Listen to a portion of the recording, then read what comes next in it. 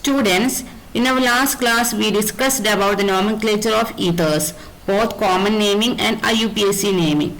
Today let us continue the topic with isomerism and preparation of ethers. So first let us discuss the isomerism of ethers, structural isomerism of ethers. There are two types of isomerism mainly possible for ethers. Two types of structural isomerism can be discussed while considering isomerism associated with ethers. That is, one is metamerism and other one is functional group isomerism. So let us see what is metamerism. Isomers which belong to the same homologous series but differ in the number of alkyl groups attached to the two sides of a bivalent functional group. Bivalent functional group may be ether group, thioether group, NH group or ketonic functional group. So attached to the two sides of a bivalent functional group are called metamers, and the phenomenon is called metamerism. Here bivalent functional group may be ether group, thioether group, NH group or ketonic group. So metamerism is due to the difference in the number of alkyl groups attached to the two sides of a bivalent functional group. So you can understand the metamerism when we discuss the metamerism with some examples. So here we have three isomeric ethers. Three isomeric ethers possible for the formula C4H10O. So three isomers are here. One is ethoxyethane. This one is ethoxyethane or diethyl ether. Another one is, second structure is methoxypropane or methyl propyl ether. Third one is 2-methoxy. This one is 1-methoxypropane. This one is 2-methoxypropane or methyl isopropyl ether. This group is isopropyl group. So methyl isopropyl group. So the structures 1, 2 and 3 are metamers. 1, 2 and 3. These belong to the same homologous series of ethers and also they are metamers. Metamers means here the difference is only in the number of alkyl groups. Here we have two ethyl groups. In this case one is methyl group, another one is propyl group, but the molecular formula is same. In this case one is methyl group and other group is isopropyl group. So only the difference in the number of alkyl groups or number of carbon atoms. Here one carbon is there, here 3 carbon atoms. Here 1 carbon, but here 3 carbon, but the difference of structure of the alkyl group is different. Here we have 3 carbon atoms and 3 carbon atoms are also here, but the difference in the structure, isopropyl and normal propyl. So based on the difference in the number of alkyl groups or the difference in the alkyl groups, we have metamers and the phenomena metamerism. So structures 1, 2 and 3 are metamers. Then what about the structures 2 and 3? 2 and 3 are position isomers due to the difference in the position of OCH3 group. In the first case, in the second structure, we have 3 carbon atoms, 1, 2 and 3. On the first carbon we have a methoxy group, so this is 1-methoxypropane. In the second structure we have, the numbering is like this, 1, 2 and 3. So on the second carbon we have a methoxy group. So here the position of methoxy group is different. The first one, 1-methoxy, on the first carbon we have methoxy group, so it is 1-methoxypropane. In the second case we have methoxy group on the second carbon, so 2-methoxypropane. So these two are position isomers due to the difference in the position of methoxy group. So we have metamers and position isomers in the case of ethers. This metamerism is skipped in the aldehyde portion. So ketonic group is also a bivalent function. Bivalent functional group means having valency 2. two valencies are here. So in the case of ketones, they also exhibit metamerism due to the difference in the number of alkyl groups.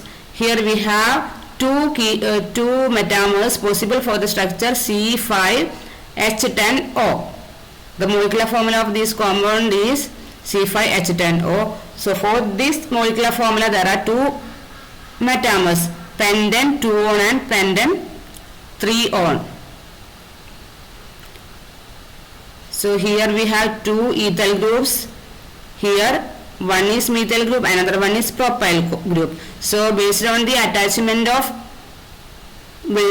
difference in the attachment of alkyl groups on both sides of the bivalent function loop, here we have ketonic function loop. So based on this difference in the attachment of alkyl groups, we have metamerism or metamers.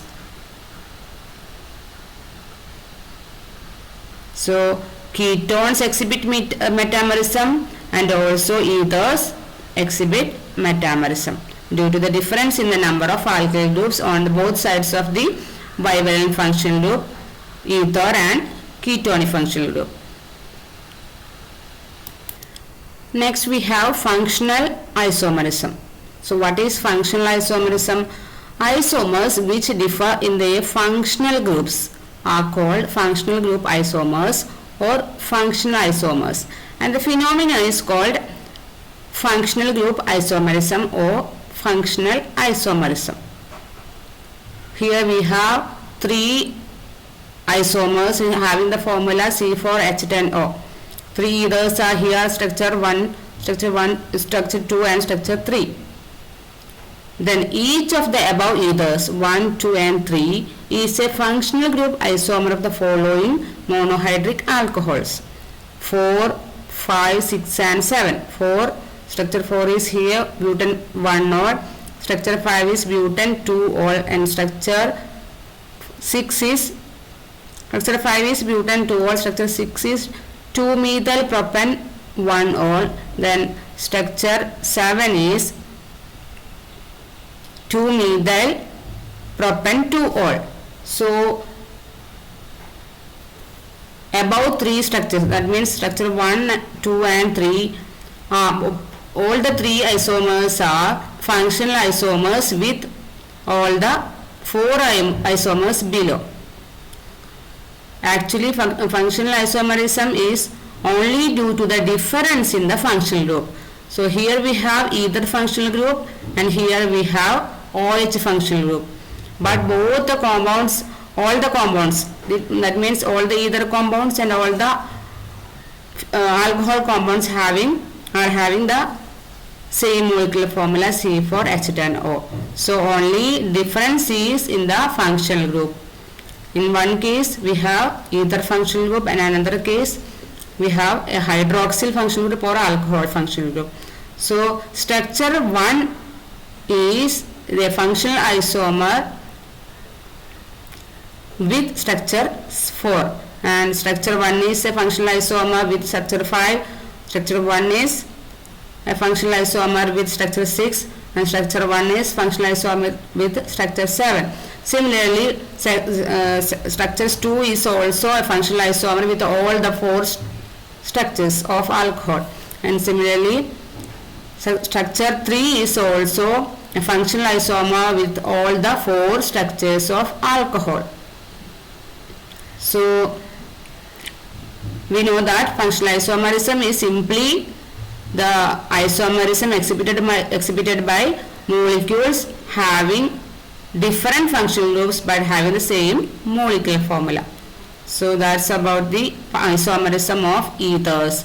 We have functional isomerism and metamerism, and simple position isomerism is possible for ethers.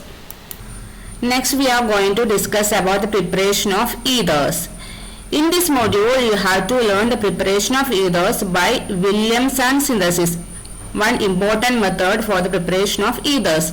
Some other method is also given in your textbook that is by dehydration of alcohols that you don't need to learn. Only the important preparation method is Williamson synthesis. This method is only the one preparation method that you have to learn for the preparation of ethers. So what is Williamson synthesis? Sodium alkoxides obtained by treating alcohols with sodium metal. So sodium alkoxides can be prepared by treating alcohols with sodium metal that we treated with, or when we heated with alkyl halides, yield the corresponding ethers. This reaction is called Williamson synthesis and is an important laboratory method for the preparation of symmetrical and unsymmetrical ethers.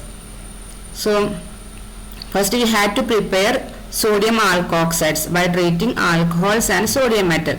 So here we have an example: methanol. On treating with sodium metal, we will get sodium methoxide and hydrogen gas. So by treating the alkoxide again with alkyl halide, we will get the corresponding ethers. So here we have a general example: sodium alkoxide. On treating with alkyl halide, we will get ether by substitution reaction. Here from alkyl halide, halogen group is replaced by alkoxide, an alkoxide group. So we will get an ether group. For example, sodium ethoxide. On treating with ethyl iodide, on heating with ethyl iodide, we will get diethyl ether. This is a symmetrical ether. Symmetrical ether means both the alkyl groups are same. Then another example, sodium ethoxide. On treating with methyl bromide, we will get ethyl methyl ether. This is an unsymmetrical ether. Both the alkyl groups are different. One is methyl group, another one is ethyl group. So we can prepare both symmetrical and unsymmetrical ethers by this Williamson synthesis. So what is Williamson synthesis? It is the preparation method of ethers by treating sodium alkoxide with alkyl halide. This is a nucleophilic substitution reaction involving SN2 attack of an alkoxide ion on the alkyl halide. We know that there are two types of nucleophilic substitution. One is SN1 reaction and another one is SN2. SN2 reaction means nucleophilic substitution bimolecular reaction. Two molecules are involved in the reaction, involved in the substitution reaction. Here two molecules are, one is alkyl halide and another one is sodium alkoxide. So from the alkyl halide, halogen group is replaced by the nucleophile alkoxide ion, sodium ether. In this case CH3CH2O minus ion. This acts as a nucleophile that will substitute the halogen group from the alkyl halide. So we will get ethyl methyl ether. In this case a backside attack is, in SN2 reaction a backside attack is possible. So the nucleophile alkoxide ion attacks on the backside on the alkyl group in the alkyl halide. So we will get corresponding ether. This reaction works the best with the primary alkyl halide. So in this case, if the alkyl halide is primary alkyl halide, the backside attack is possible very easily. So this is an important preparation method for the preparation of ethers, that is Williamson's synthesis. Now we are going to discuss about the preparation method of an ether containing a secondary or tertiary alkyl group. So if we can prepare simple symmetrical and unsymmetrical ethers containing primary alkyl group, but how can we prepare an ether containing a secondary or tertiary alkyl group? That is a different method. Method means we had to take some precautions for the preparation of that type of ethers. Ethers containing substituted alkyl groups, that means secondary or tertiary alkyl groups, may also be prepared by the Williamson's method.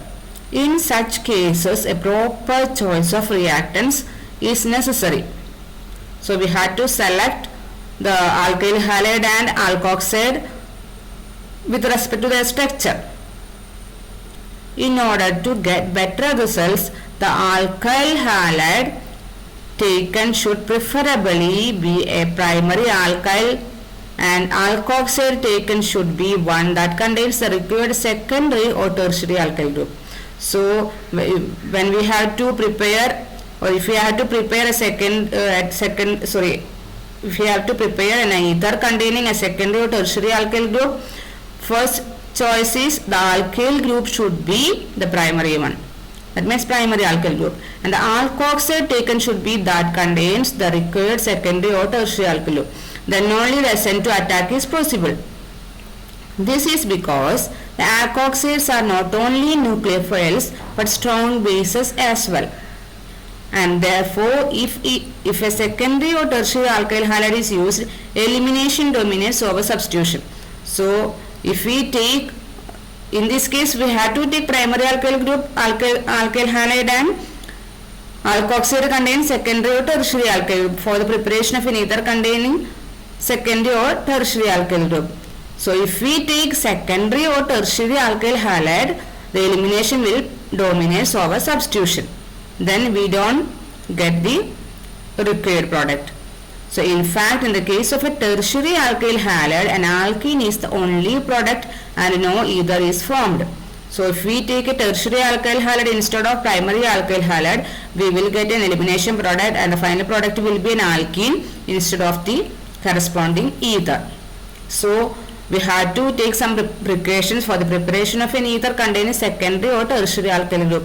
So that is, we have to take primary alkyl halide and an alkoxide that contains secondary or tertiary alkyl group. So let us see the preparation of an ether containing a tertiary alkyl group. So if we have to prepare tertiary butyl methyl ether, this is the structure of tertiary butyl methyl ether, we have to use sodium tertiary butoxide and methyl halide as the reactants, and not sodium methoxide and tertiary butyl halide.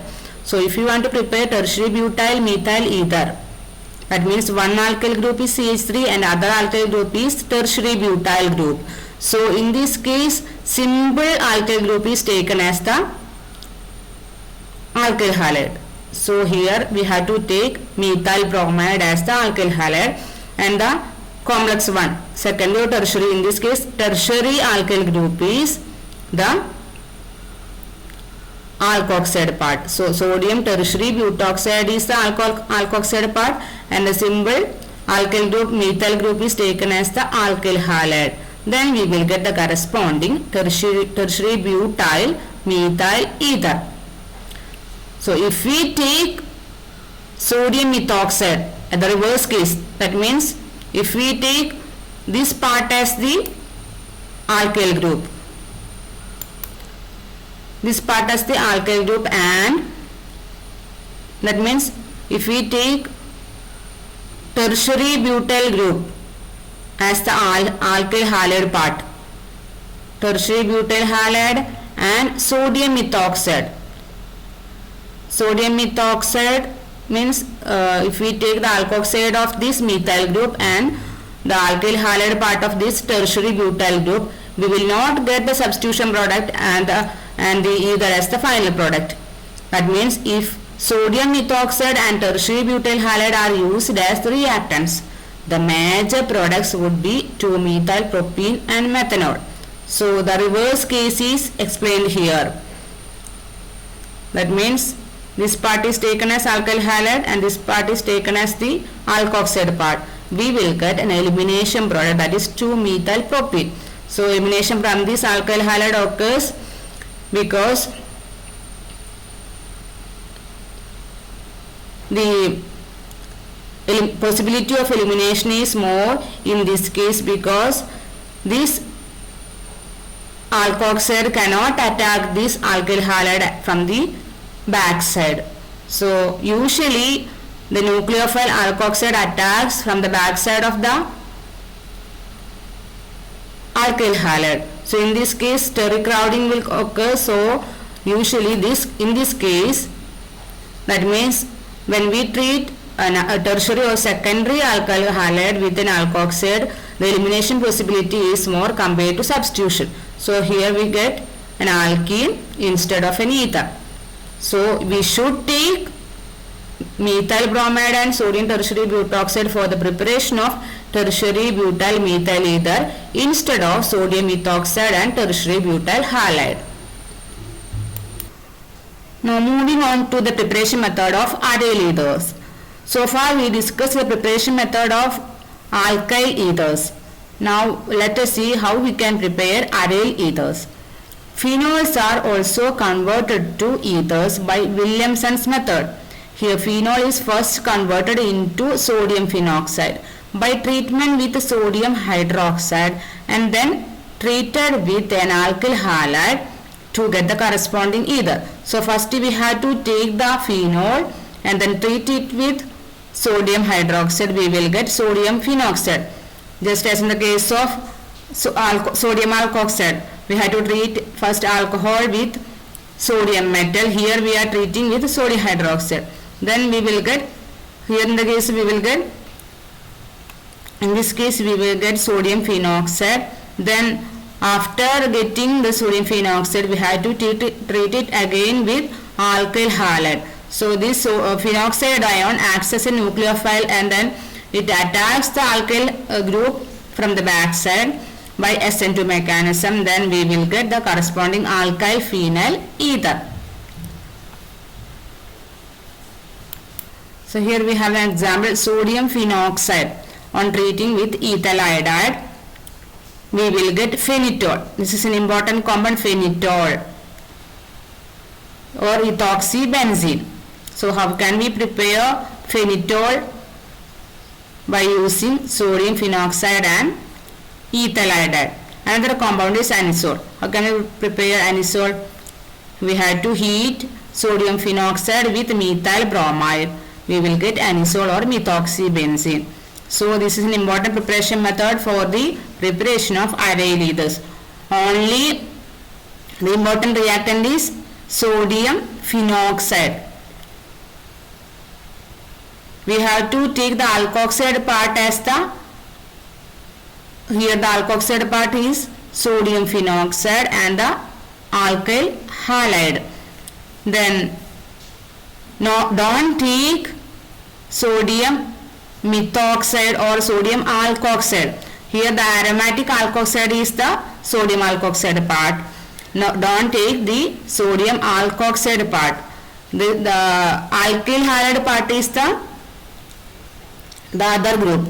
That means symbol, the substituent alkyl group is taken as the halide part and the alkoxide part is the sodium phenoxide.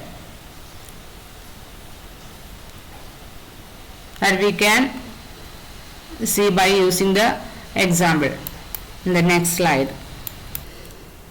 That means aryl ethers cannot be prepared by reaction between an aryl halide and sodium alkoxide because of the very low reactivity of aryl halides towards nucleophilic substitution. So we cannot treat aryl halides with sodium methoxide. We have to treat the sodium phenoxide with corresponding alkyl halide, just a reverse case. So in order to prepare an aryl halide, we had to treat sodium phenoxide with alkyl halide or aryl halide. Then only we will get the corresponding aryl ethers. So Williamson synthesis is an important preparation method for the preparation of ethers. We can prepare simple ethers and we can prepare secondary ethers containing secondary or tertiary alkyl groups, and also we can prepare aryl ethers. So in this module you have to learn only one important preparation method, that is the Williamson synthesis. Don't learn the other method, that is the preparation method by dehydration of alcohols. That's all about the preparation method of preparation method of ethers by Williamson synthesis. Thank you.